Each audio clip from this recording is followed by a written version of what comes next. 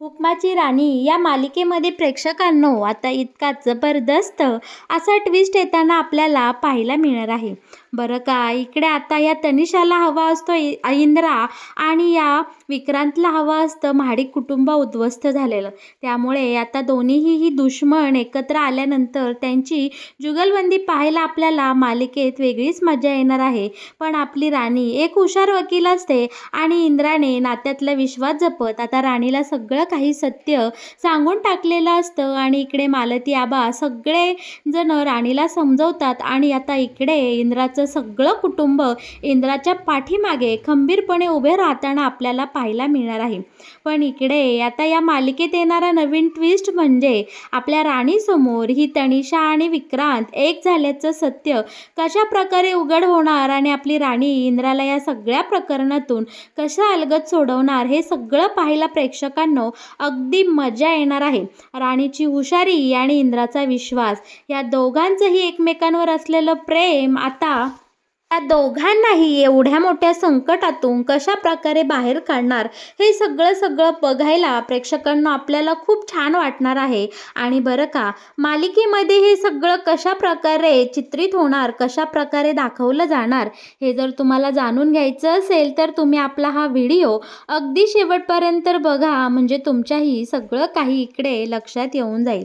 बरं का प्रेक्षकांनो, आता आपली राणी देवळातून घरी आलेली असते. राणी घरी येणार या भीतीने इंद्राने एकतर सगळं तिथलं जे काही वस्तू असतात त्या सगळ्या आवरून ठेवलेल्या असतात. बरं का प्रेक्षकांनो, इकडे इंद्रा खूप घाबरून गेलेला असतो. खरं तर इंद्राची या सगळ्यामध्ये काहीही चूक नसती, पण न केलेल्या गुन्ह्याला इकडे इंद्रा आता अडकून गेलेला असतो. या तनिषाच्या नादी लागून इंद्रा इकडे पूर्णपणे इकडे बर्बाद झालेला आपल्याला पाहायला मिळणार आहे. कसं बसं त्याने किचन वगैरे सगळं आवरलेलं असतं. राणी घरात आल्यानंतर आता इकडे इंद्रा राणीला बोलतो की राणी तू काही कर आणि मला लगेच इकडे लवकरात लवकर मला चहा करून दे, मला खूप चहा पिऊ वाटतोय तुझ्या हातचा. राणी बोलते अहो मी उरकून येते ना, माझ्या बेडरूममध्ये जाते, सगळं जरा छान फ्रेश होते, मग तुम्हाला चहा देते. पण चहाच्या बहाण्याने इकडे इंद्राला राणीला खालीच खिळून ठेवायचं असतं. राणी जशी का किचनमध्ये जाईल म्हणजे तनिषा लगोलग घरातून निघून जाईल आणि इंद्रावरती जाऊन सगळं बेडरूम आवरेल असा इकडे इंद्राचा प्लॅन असतो. पण इकडे आता इंद्राच्या प्लॅनना खरोखरच देवाने साथ दिलेली असते आणि इकडे इंद्रा राणीच्या नजरेतून वाचलेला असतो. राणी तोपर्यंत चहा करायला किचनमध्ये गेलेली असते. तोपर्यंत इंद्राने इकडे सगळी बेडरूम आवरून ठेवलेली असते. तनिषाही तिथनं निघून गेलेली असते. आणि बरं का, त्याच्या अंगावरचे सगळे लिपस्टिकचे डाग वगैरे इकडे इंद्राने आता पुसून टाकलेले असतात. राणी छानपैकी इंद्रासाठी आता चहा घेऊन येते. दोघेही छान चहा घेतात. पण इकडे राणी खूप प्रेमाने इंद्राला बोलते की अहो चला ना, आपण दोघं जण एकाच कपाशीमध्ये चहा पिऊयात. आणि छानपैकी राणी इंद्राला त्या बशीमध्ये चहा देते आणि दोघेही एकाच बशीतून चहा पिताना आपल्याला पाहायला मिळणार आहे. इकडं आपल्या इंद्राचे डोळे भरून आलेले असतात. इंद्रा मनाशीच बोलत असतो राणी किती निरागस आहे, तिचं माझ्यावर किती प्रेम आहे आणि मी किती नालायक निघालो, मी राणीला फसवलं. या भावनेने आता इंद्रा इकडे मनातल्या मनात कुजू लागलेला असतो. पण तनिषा मात्र या सगळ्या सिच्युएशनची खूप इकडे मजा घेत असते. तिला मात्र खूप आनंद झालेला आपल्याला इकडे पाहायला मिळणार आहे. एकीके ही उर्मिला विक्रांतला सारखा फोन करत असते आणि विचारत असते की तू इंद्राचं काम तमाम केलं का, इंद्राला तू मारून टाकलंस का. तेव्हा आता इकडे विक्रांत उर्मिलाला गुड न्यूज देत असतो. ती अशी की अगं मी तिथं गेलो होतं खरं तर इंद्राला शूट करायला, पण मी तिथे दुसरंच काहीतरी शूट करून आणलं आहे आणि इंद्राला मारण्यापेक्षा माझ्या हाती तिथं गेल्यावर एक असं गबाड लागलं आहे ना की इंद्रा थोडा एकदमच मरण्यापेक्षा आता राणी आणि इंद्रा दोघेही थोडे थोडे करून मरणार आहे. आता इकडे उर्मिला बोलते अरे कोड्यात बोलू नको रे, जे असेल ते काही सांगून टाक मला. तेव्हा विक्रांत बोलतो की अरे मी जेव्हा तिथं गेलो, महाडिकांच्या बंगल्यावर गेलो, तेव्हा मी तिथं पाहिलं ना, त्यावर माझा विश्वास बसत नव्हता. ही तनिषा आणि इंद्रा एकमेकांच्या मिठीत होते आणि दोघेही जबरदस्त रोमॅन्स करताना मी त्यांना तिथे पाहिलं आहे. बरं का, आता इकडे उर्मिला बोलते काय काय बोलतोस विक्रांत. तेव्हा आता इकडे विक्रांत बोलतो हो, आणि या सगळ्याचा सगळ्यात मोठा मोठा पुरावा माझ्याकडे आहे आणि मी त्या सगळ्याची शूटिंग काढून आणली आहे. जेव्हा का राणीला हे एवढं मोठं रहस्य कळेल की तिचा नवरा दुसऱ्याच बाईसोबत तिकडे गुण उधळत होता आणि ही मात्र देवळात जाऊन तिकडे दिवे लावत होती आणि तिच्या नवऱ्याने घरातच दुसरा दिवा लावला, तेव्हा मात्र या महाडिकांच्या घरामध्ये दिवाळी साजरी होणार आहे आणि त्यानंतर जो काही शिमगा होणार त्याला वेगळीच मजा येणार आहे. उर्मिला, आपण ही सगळी सिच्युएशन आता छानपैकी सेलिब्रेट करूया. तू घरी आली का मला लगेच येऊन भेट, आपण या सगळ्या गोष्टीबद्दल सविस्तर बोलूया. बरं का प्रेक्षकांनो, आता खरोखरच राणी घरी आलेली असते आणि इंद्राला या सगळ्याचा खूप त्रास होत असतो. त्याला सारखी अशी आतून भावना येत असते की मी राणीला फसवलं आहे. तनिषासोबत मी एक अख्खी रात्र घालवली आणि मी माझ्या राणीला फसवलं. एकीकडे ही तनिषा ती हॉटेलमध्ये जाऊन ही सगळी गोष्ट खूप एन्जॉय करत असते. ती आता मनाशीच बोलत असते की इंद्रा, तू बरोबर माझ्या ट्रॅपमध्ये अलगद अडकलास आणि तू माझ्यासोबत काही केलं नाहीस तरीसुद्धा तुला त्या सगळ्या चुकीची शिक्षा मिळणार आणि आता राणीचं तुझं नातं कायमचं संपणार म्हणजे संपणार. आता इकडे छान सेलिब्रेशन करत असते. तिने पुन्हा एकदा वाईन काढलेलीच असते, पण त्याच वेळी तिला आवाज येऊ लागतो की अरे इंद्रा, माझं तुझ्यावर कॉलेजमध्ये असल्यापासून प्रेम होतं. एकदा मला आवाज द्यायचा लग्न करताना, मी आले असते. असं बरंच काही. इकडे आता विक्रांतने बरोबर इकडे तनिषाला ट्रॅप केलेलं असतं आणि तनिषाला विक्रांत हे सगळं काही ऐकवत असतो. तनिषा बोलते, काय चाललंय तुझं, हा काय प्रकार आहे आणि तू इथं आलाच कसा, सिक्युरिटी. तेव्हा आता विक्रांत या सगळ्या संधीचा फायदा घेत बोलतो की बरोबर आहे, मी इथं कसा आलो, पण तू रात्री महाडिकांच्या बंगल्यावर काय करत होती आणि तिथं जाऊन तू काय गुण उधळून आली आहे हे सगळं मला माहिती आहे. इकडे तनिषा बोलते की या सगळ्याचा काय पुरावा आहे तुझ्याकडं, तू बोललास आणि मी तुझ्यावर विश्वास ठेवला. आणि आता इकडे विक्रांतने त्याच्याजवळ असलेलं हत्यार काढलेलं असतं, म्हणजे त्याने या दोघांचाही जो काही व्हिडिओ शूट केलेला असतो तो सगळा आता राणीला दाखवतो. आणि सगळ्यात महत्त्वाचं म्हणजे इंद्राने या तनिषासोबत काहीही वेडं वाकडं केलेलं नसतं. खूप दारू पिल्यामुळे इंद्रा तिथे चक्कर येऊन म्हणजे झोपी गेलेला असतो आणि इकडे बाकीचा सगळा जो काही उद्योग आहे तो या तनिषाने मुद्दामून केलेला असतो. जसं की इंद्राच्या छातीवर लिपस्टिकचे ठसे उठवले, शिवाय तिथं सगळं जे काही वातावरण तिने क्रिएट केलेलं असतं. आता या सगळ्याचा एकमेव पुरावा म्हणजे इकडे विक्रांत असणार असतो. का मंडळी, आता यापुढे जाऊन तनिषा विक्रांतला बोलते की विक्रांत, तुला नक्की काय हवं आहे, तू मला का ट्रॅप करतोस, तुला यातून काय सिद्ध करायचं आहे. तेव्हा विक्रांत बोलतो की मला काहीही नको, मला फक्त ते महाडिकांचं कुटुंब उद्ध्वस्त झालेलं पाहायचं आहे, ते सगळे त्रासात असलेले मला पाहायचं आहे आणि त्या राणीची पुरती वाट लागलेली मला पाहायची आहे. त्यांनीच माझा बदला पूर्ण होईल. त्या महाडिकांनी मला खूप त्रास दिला आहे.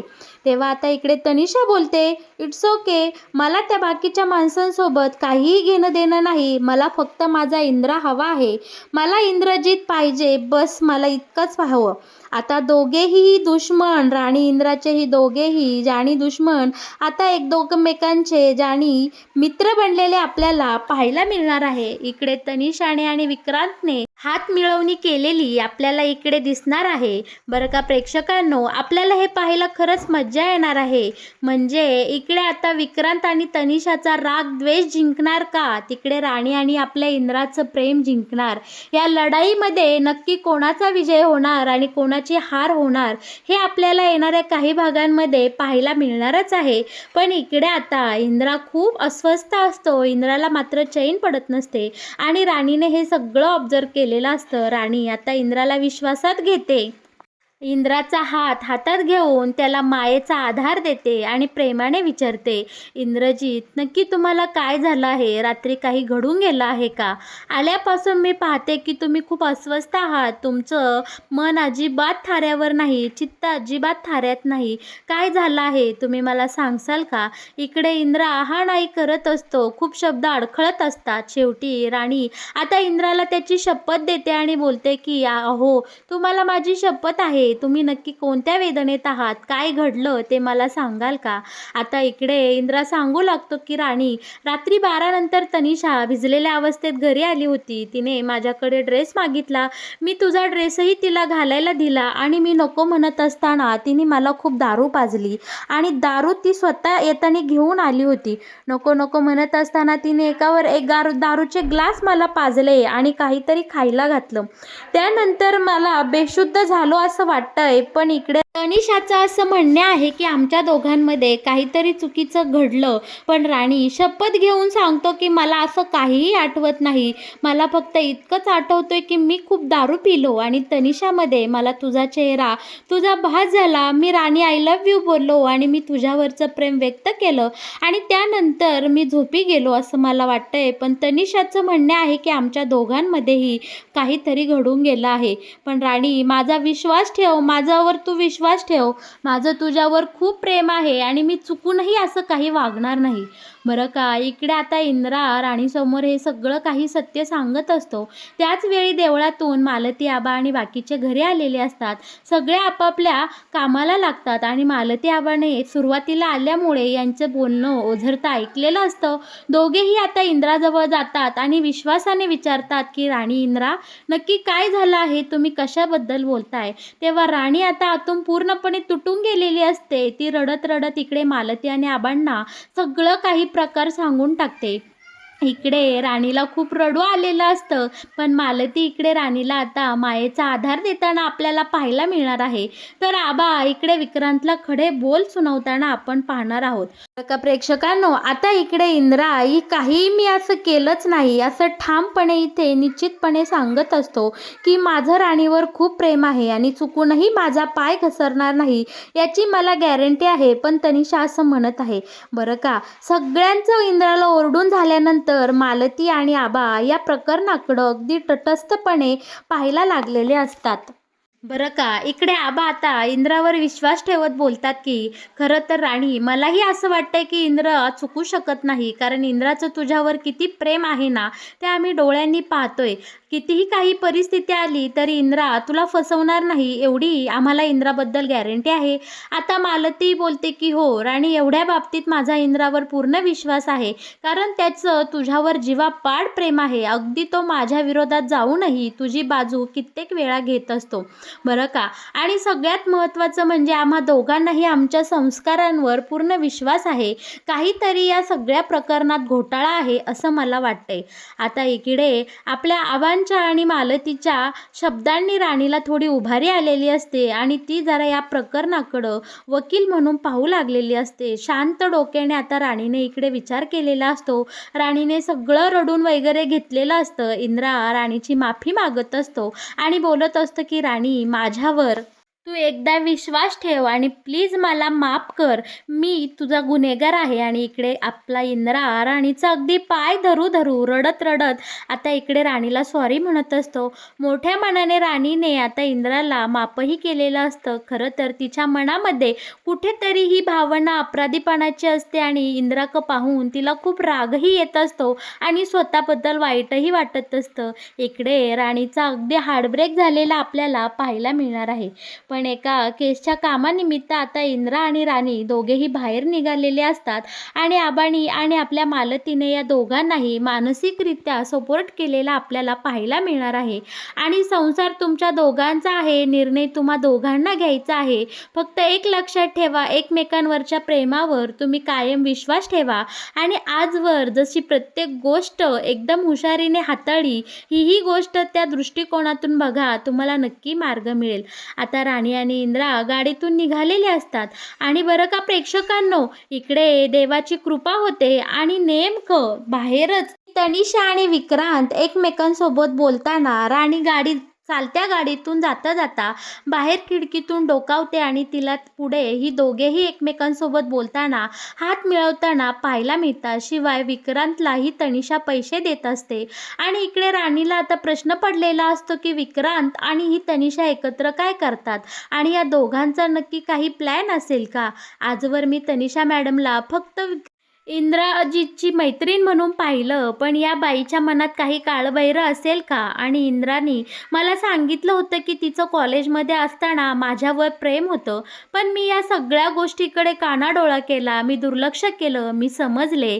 झालं गेलं, भूतकाळातल्या गोष्टी आहेत, त्या पुन्हा वर डोकं काढणार नाही. पण कदाचित ही तनिषा त्याच हेतूने इकडे आली असेल का? आणि आमच्या संसारात विष कालवायचा प्रयत्न करत असतील का? आता इकडे आपल्या राणीचं वकिली डोकं जागं झालेलं असतं आणि राणीला एक एक गोष्टीची लिंक लागत गेलेली असते. जसं की तिचं आपल्या घरात येणं, सतत इंद्रजित सोबत असणं, हसणं, खिदळणं, बोलणं, त्याला सतत त्याच्यासोबत ठेवून घेणं किंवा त्या पार्टीमध्ये तिने मुद्दामून मला एवढी सारी दारू पाजणं आणि माझ्या नवऱ्याला इंद्राला सारखं तिच्याजवळ ओढणं, त्याच्यासोबत डान्स करणं, या सगळ्या गोष्टींची लिंक आता राणीला इकडे लागू लागलेली असते बरं का. आता राणी गाडीत बसून शांतपणे तिचे डोळे झाकते आणि आजवर घडलेले सगळे प्रसंग ती डोळ्यासमोर आणत असते. जसं की या तनिषाचं त्यांच्या आयुष्यात येणं आणि इंद्राचं आणि राणीचे सगळे प्रेमाचे क्षण, या तनिषाचं मधी करणं आणि त्या दिवशीची रात्र. योगायोगाने हे सगळेजण तिकडं त्या उर्मिलाचा नवस फेडण्यासाठी जाणं, उर्मिलाने मुद्दामून सकाळची वेळ ठेवणं, ते दिवे सतत विझणं, सगळं राणीला इकडं डोळ्यापुढं आठवत असतं आणि या सगळ्या गोष्टी तिच्या डोक्यामध्ये घिरट्या घेऊ लागलेल्या असतात. आणि इकडे आपल्या राणीच्या वकिली बुद्धीला चालना मिळालेली असते आणि राणीला इकडे आता ह्या इंद्रजितचा कसा प्रश्न सोडवायचा या सगळ्याचं उत्तर आणि रस्ता मिळालेला आपल्याला इकडे पाहायला मिळणार आहे. राणी आता इकडे बोलते मनाशी की इंद्रजित मला फसवणार नाही, त्यांचं माझ्यावर खूप प्रेम आहे आणि या सगळ्या प्रकरणामध्ये नक्कीच काहीतरी गोम आहे आणि ती मी शोधून काढणारच. मला माझ्या प्रेमावर विश्वास ठेवलाच पाहिजे आणि ही तनिषा आणि विक्रांत एकत्र काय करतात या सगळ्याचा सोक्षमोक्ष मला आता लावलाच पाहिजे. बरं का प्रेक्षकांनो, तुम्हाला काय वाटतंय? राणी या सगळ्या प्रकरणाचा शोध घेईल का? इंद्रा निर्दोष आहे, निर्दोष मुक्ती इंद्राची होईल का? आणि या तनिषा विक्रांतला या दोघांनाही राणी कोर्टाच्या मार्फत किंवा शिक्षा मिळवून देईल का? काय वाटतंय तुम्हाला प्रेक्षकांनो? तुम्ही नक्कीच मला आपल्या कमेंट बॉक्समध्ये हे सांगा. आणि हो, या मालिकेचे असेच नवनवीन ट्विस्ट जर तुम्हाला सगळ्यात आधी जाणून घ्यायचे असतील तर तुम्ही आपल्या या चॅनलला नक्की सबस्क्राईब करा आणि हो, व्हिडिओला लाईक केल्याशिवाय अजिबात कुठे जाऊ नका. धन्यवाद.